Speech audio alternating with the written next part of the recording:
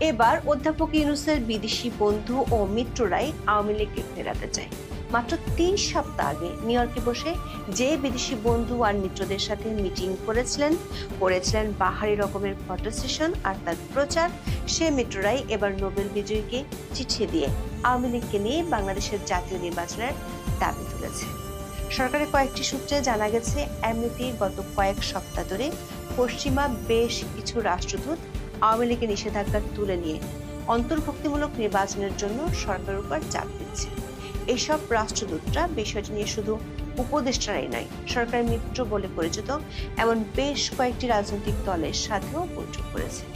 এমন পরিস্থিতিতে অধ্যাপক ইউনূসের খুবই ঘনিষ্ঠ 6টি নামকরা আন্তর্জাতিক মানবাধিকার সংস্থা বলছে, আওয়ামী লীগের উপর নিষেধাজ্ঞা তুলে নিতে এই 6 সংগঠন মনে করছে আওয়ামী লীগকে নিষিদ্ধের কারণে বাংলাদেশের বিপুল সংখ্যক ভোটারকে রাজনৈতিক অধিকার বঞ্চিত করা হচ্ছে। ফলে বাংলাদেশে বিদেশি শক্তিগুলোর পক্ষ থেকে যে চাপ সরকার এতদিন মোকাবেলা করছিল, তার সাথে মিত্র মানবাধিকার সংগঠনের এই খোলা চিঠি যোগ করেছে নতুন মাত্রা।